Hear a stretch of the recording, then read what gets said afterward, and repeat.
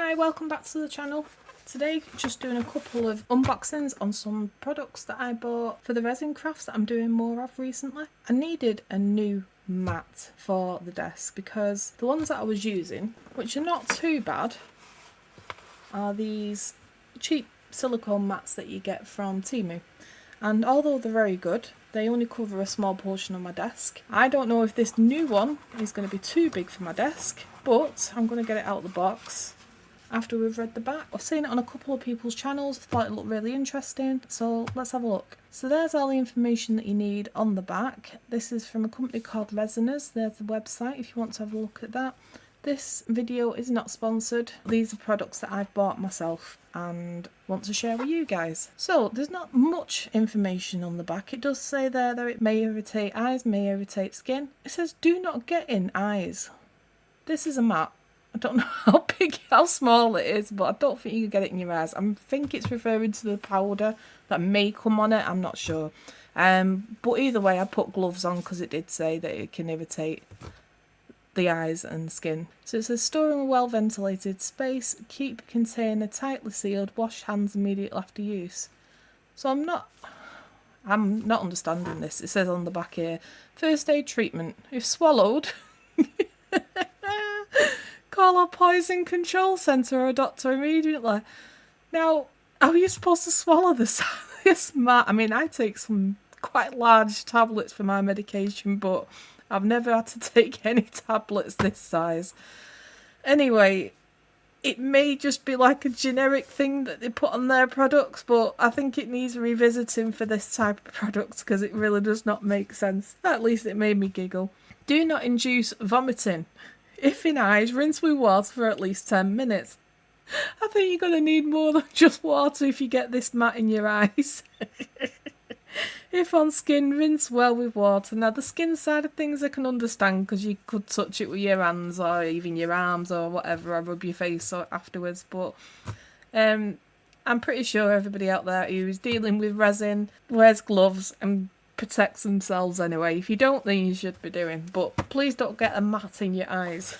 Right, let's get this open and have a look at it. So we've got a little tab here that we pull. Hey, they did a better job with the pull tab than they did with the instructions. Right, let's have a look. So I love this colour anyway. Like I said, I've seen it on a few other people's channels. Just gonna get this cardboard out of the way with its amazing health and safety hazard warning.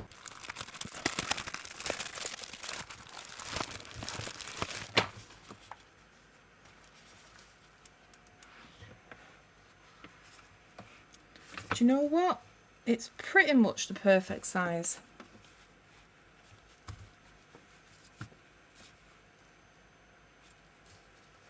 And I think you get a decent view of everything on the mat. Maybe not on the side camera as much because I'm not using this area, but anything that I'm working over here you definitely see, and over here will be for drying and letting things drip and drop and whatever. So yeah, very thick, looks really good quality. Not exactly sure how it's going to perform until I start using it. Company is Resiners, which does say down here, but you can't really see it whilst it's on the screen.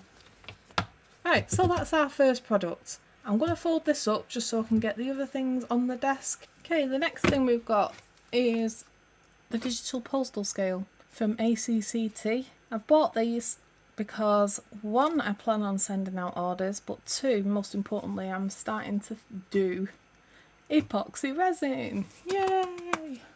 So I needed some scales just in case there is a mixture of A and B epoxy that I need to mix, and I needed something that's quite accurate and also is big enough to put small boxes on to send through the post. So I just wanted one set of scales rather than having one for bulky products and one for the epoxy resin. So I've bought this in mind with having both of those criterias. So this is max 50 kilograms or 110 pounds. And then as far as I'm aware with this means as close to that amount. Right, let's get it turned over. Let's have a look at the box and see if it says anything else. So there's just this writing on the back. It's from the UK, but I know this is available in 10 countries, because it was one thing I wanted to look at, that it's available to other countries. You can use this with the 2 AA batteries which are included, but it did say it also come with a USB cable as well. You can read in kilograms, grams, pounds and ounces, pounds or ounces. Capacity 50 kilograms, graduation 2 grams. Let's get it open and have a look. If it works out that I can't use this for epoxy resin, I'm struggling, I'm still going to use them for postal, but this was the closest thing that I could find that would weigh the epoxy resin that I was looking at doing and the postal side of things. What they're probably not good for is when I'm doing UV resin, I'm only doing them in very small amounts and I want some away mica powders to get a proper accurate reading. I'm probably going to be getting another set of small scales, like small digital scales, for that purpose, but for now I was just after something to actually start mixing epoxy with, and something that I can use long term as well for the postal service. Right, let's get this open. So in here we get a leaflet, little tape measure. It's a nice little addition. USB, that's the adapter and the USB. There's batteries in there that are included. This is USB plug. Obviously I think that's American. They say they're from the UK on the back of the packet, so I'm not sure why it's included that, but at least you've got that available. I have a stash of USB sockets in my power supply, which is behind the camera, which is why I'm pointing at you. But anyway, I'll be plugging it into a wall socket anyway, so that's not required for me, but obviously if you're wanting to get the English version, unfortunately it doesn't look like it's included. Right, and then there's the scales, let's get them out. Nicely packaged in bubble wrap.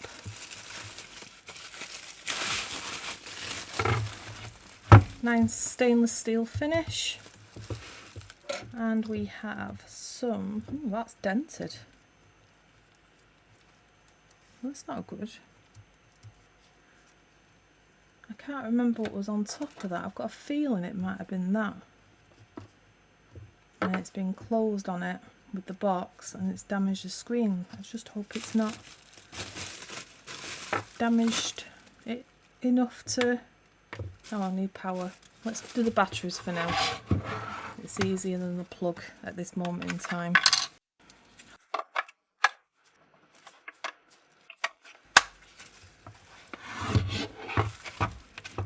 And it is working.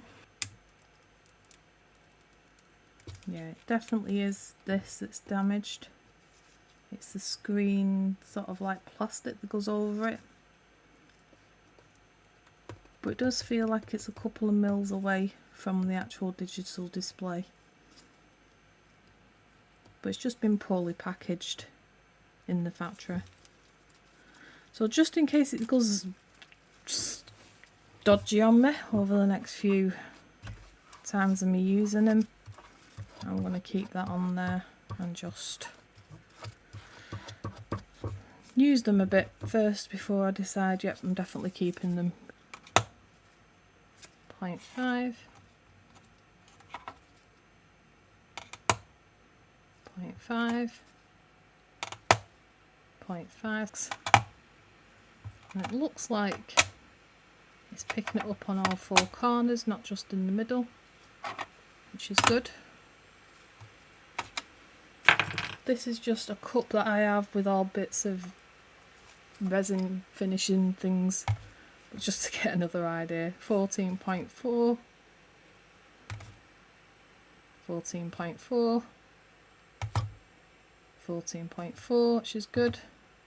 In the corner, 14.4, 14.6 in that corner, but that could be to do with my desk not being level. So we're getting 14.4. That tar button is basically for you to reset it back to 0 so that you can add extra weight on top of it. And that takes it up to the 0.5 again. And then you've obviously got the mode, which is for your ounces, pounds and ounces. Pounds, that's actually obscured by that dent there. Kilograms.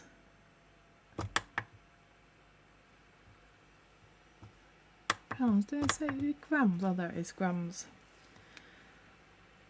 PCS. Let's get the instruction manual. I think that might be a counting function.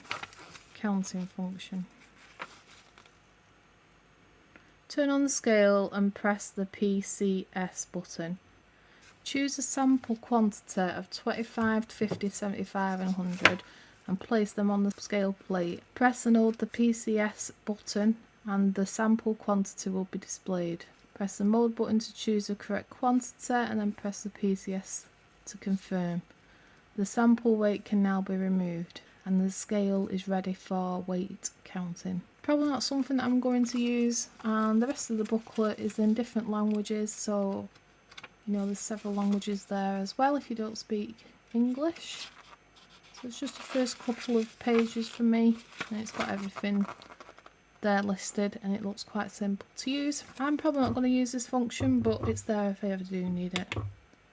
Right, I presume to turn it off you hold it, yep, off it goes. Right, that's another product for today and you will see that being used in my future videos, but I'm just not happy about that. But like I said, if I go back on the video you could probably see it's probably caused by that being put on there instead of on there. It's just fell down in the box. But that is that, and we're ready for doing some epoxy. I don't have a bubble machine remover thing as yet, so can't really go anywhere with the bubble free thing, but at least we've got a few bits and pieces there for us to start at least getting involved. And I think getting the weight, the level is more important than getting rid of bubbles for me at this point. I can always improve on bubbles as time goes on.